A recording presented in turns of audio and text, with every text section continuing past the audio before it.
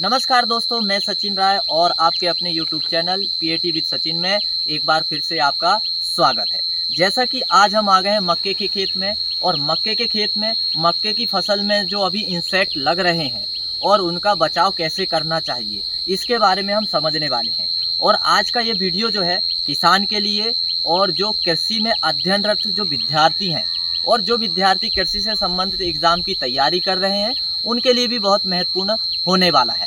तो चलिए हम धीरे धीरे करके समझते हैं। सबसे पहले हम देखने वाले हैं मक्के का तना छेदक, जो मक्के की फसल का सबसे मुख्य कीट माना जाता है और काफ़ी नुकसान भी पहुंचाता है।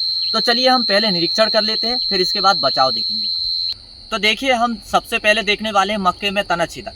तो आइए दिखाइए ज़रा कैमरा। ये देखिए, मक्के का जो तना छेदक है ये इस प्रकार से पूरा नुकसान करता है और पौधे को काफ़ी हानि भी होती है। देखिए, ऊपर जो नर फूल निकलने वाला था उसको भी इसने क्या पूरा खा के नष्ट कर दिया। अब हम इसके अंदर देखते हैं, शायद कीट हो भी सकता है और नहीं भी हो सकता है, क्योंकि अभी अभी हमने दवा का स्प्रे किए हैं। और ये जो कीट है ये काफ़ी ज़्यादा नुकसान पहुंचाता है।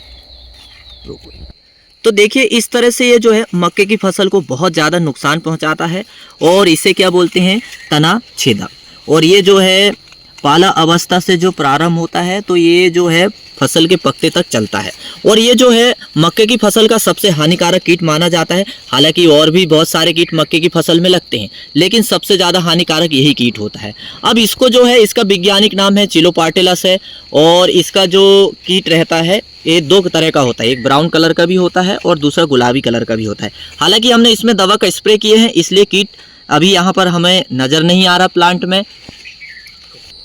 तो इस कीट के नियंत्रण के लिए, जिसे हम तना छेदक कहते हैं, ये ही सबसे ज़्यादा नुकसानदायक होता है। तो इसके लिए एक इंसेक्टिसाइड आती है, इमेक्टिन बेंजोएट। इमेक्टिन बेंजोएट को जो है 0.4 ग्राम प्रति लीटर के हिसाब से जो है मिलाकर हम स्प्रे करते हैं, तो इस कीट का नियंत्रण होता है।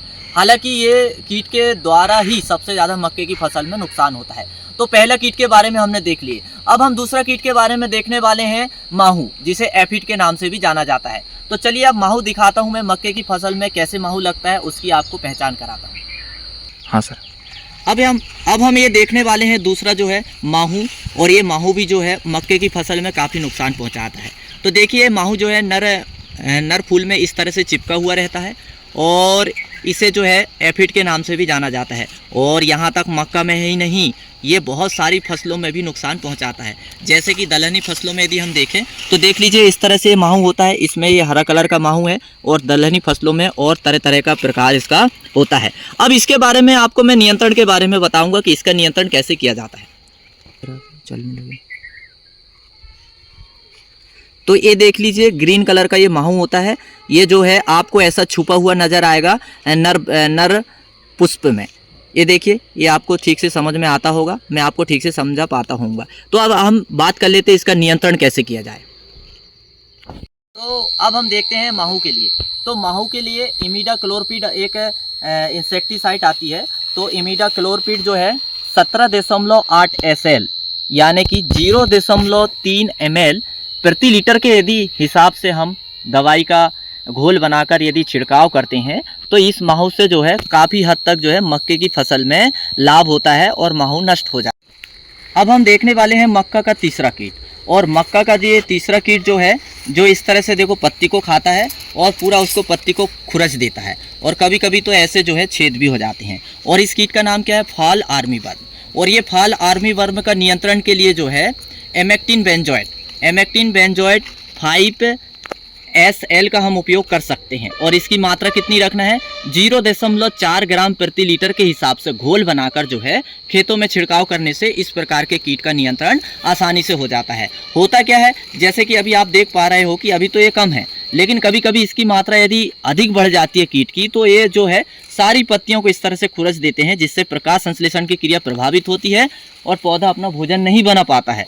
और उससे क्या रहता है कि फसलों में काफ़ी प्रभावित होती है और उत्पादन भी घटता है। अब हम देखने वाले हैं चौथा कीट, जो मक्के की फसल में पाला अवस्था में काफ़ी नुकसान पहुंचाता है। हालांकि इस अवस्था में कभी कभी भी देखने को मिल सकता है। तो जिसे बोलते हैं हम दीमक। दीमक का वैज्ञानिक नाम है ओडेंटोटर्मिस ओवेसस। ये भी जो है काफ़ी फसलों को नुकसान पहुंचाता है। अब इसके नियंत्रण के लिए हमें क्या करना चाहिए, किसान भाइयों को मैं सलाह दूंगा कि इसके नियंत्रण के लिए आप जो है मार्केट में क्लोरोपाइरीफास नामक एक दवा आती है, उसका आप छिड़काव कर सकते हैं। उसकी मात्रा क्या होना चाहिए, 1 हेक्टेयर में 625 ml पर्याप्त होती है। तो इसका आप जो है घोल बनाकर स्प्रे करवा सकते हैं और इससे क्या है दीमक की कीट से फसलों को बचाया जा सकता है। ये बहुत हानिकारक कीट होता है दीमक, क्योंकि ये पाला अवस्था में काफ़ी प्रभावित करता है और कभी कभी मक्के की फसल को चौपट भी कर देता है। अब ये है मक्का की सूट फ्लाई, जिसे हम मक्का की मक्खी भी कहते हैं। ये भी जो है काफ़ी अधिक हानि पहुंचाती है। ये क्या करती है, पत्तियों में अंडे देती है और इसके बाद लार्वा निकल आते हैं और वो लार्वा जो है फसल को खाते हैं और नुकसान पहुंचाते हैं। अब ये जो मक्खी आपको दिख रही है, ये देखिए ज़रा सा, ये आपको ठीक से दिखा दीजिए। ये मक्खी क्या अंडे देती है और ये भी जो है इससे लार्वा निकलते हैं और फसलों को नुकसान पहुँचाते हैं। अब इससे यदि नियंत्रण करना है इस मक्खी को, तो इसके लिए इमिडाक्लोपिड आता है, उससे जो हमने तना छेदक के लिए मात्रा ली है उसी प्रकार इसमें भी मात्रा हम उपयोग करके इससे नियंत्रण कर सकते हैं। तो ये हमने 5वां कीट देखे मक्के के बारे में। तो ये जानकारी मेरे को लग रहा है कि आपको किसान भाइयों को, मेरे किसान भाइयों को पसंद आती होगी, तो आप वीडियो को लाइक ज़रूर करेंगे। तो